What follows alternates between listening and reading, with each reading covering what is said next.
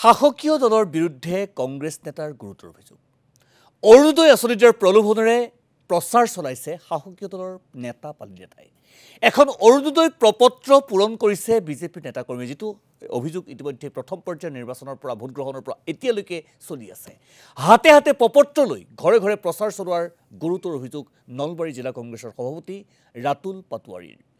অগপদলেও একেই কাম কৰাৰ অভিযোগ উত্থাপন কৰিছে ৰাতুল পাটোৱাৰীয়ে তৃতীয় পৰ্যায়ৰ নিৰ্বাচনৰ পূৰ্বে শাসকীয় দলৰ এই কাৰ্যক কুটকৌশল আখ্যা দিছে ৰাতুল পাটোৱাৰীয়ে কি কৈছে ৰাতুল পাটোৱাৰীয়ে চাওঁ আজি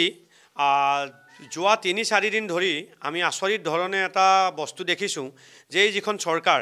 বিজেপি চৰকাৰ এই চৰকাৰখনে এনেকুৱা ধৰণৰ কিছু কাম কৰিছে আৰু বিজেপি আৰু এজিপিৰ সমৰ্থকসকলে ৰাজনৈতিক নেতা পালি নেতাসকলে যেটো এটা লাজৰ বিষয় সম্পূৰ্ণৰূপে নিৰ্বাচনী বিধিসমূহ উলংঘন কৰি এই দলৰ কৰ্মকৰ্তাসকলে ইতিমধ্যে ঘৰে ঘৰে অৰুণোদয় আঁচনিৰ প্ৰপত্ৰ নিছে যিখন প্ৰপত্ৰত এবাগে মাননীয় প্ৰধানমন্ত্ৰী নৰেন্দ্ৰ মোদীৰ প্ৰতিচ্ছবি সোহাতে আপোনাৰ হিমন্ত বিশ্ব শৰ্মা ডাঙৰীয়াৰ প্ৰতিচ্ছবি লগত মাজত হাতীৰ প্ৰতীকটো আৰু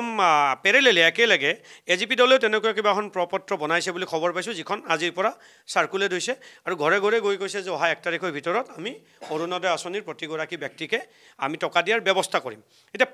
প্ৰশ্নটো হ'ল আমি বাৰে বাৰে জনাই থকাৰ পিছতো এই কথাটো আমি সোশ্যাল মিডিয়াত ৰিভলিউশ্যন কৰাৰ পিছতো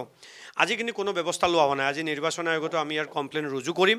আমি অহাকালিৰ ভিতৰত চাম কি ব্যৱস্থা গ্ৰহণ কৰে নিৰ্বাচনী বিধি উলংঘা কৰি এটা ৰাজনৈতিক দলৰ কৰ্মকৰ্তাসকলে যেটো কাম কৰিছে এটো গণতন্ত্ৰৰ কাৰণে চৰম ভাবুকি আৰু গাঁৱৰ মহিলাসকলক মই আহ্বান জনাব খুজিম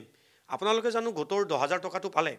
আজি নিজৰ মানুহজনে যদি আপোনাক এজোৰ কাপোৰ দিম বুলি কৈ 2 বছৰ ৰখাই তেনেহলে নিজৰ মানুহজনক আপোনালোকে এৰি দিব ইমান খং কৰিব কিন্তু আজি 2 বছৰ ধৰি নৰেন্দ্ৰ মোদী ডাঙৰীয়া হিমন্ত বিশ্ব শৰ্মা ডাঙৰীয়াই মোদীৰ মিটিংলৈ বলা নহলে তোমালোকে গোটৰ টকা নোপোৱা হিমন্ত বিশ্ব শৰ্মা ডাঙৰীয়াৰ মিটিংত যোৱা নহলে তোমালোকে গোটৰ টকা নোপোৱা জয়ন্ত মল্ল বৰুৱাৰ মিটিংত যোৱা গোটৰ টকা নোপোৱা চন্দ্ৰমোহন পাটোৱাৰীৰ মিটিংত যোৱা গোটৰ টকা নোপোৱা এনে ধৰণৰ কথা কৈ 2 বছৰ তেওঁলোকক দৌৰাই আছে 2 বছৰৰ অন্তত আজিও কিন্তু সেই 10000 টকাটো দিয়া নাই ইমান মিছা কথাৰ পিছত আজিও গাঁৱৰ মহিলাসকল কিয় দৌৰি আছে এই কথাটো কিন্তু আচৰিত লাগে আৰু বহু মহিলাই আমাক জানিব দিছে যে আমি এইবাৰ বিজেপিৰ সপক্ষত ভোট নিদিও কাৰণ আমাক মহিলাসকলক লৈ তেওঁলোকে খেল খেলিছে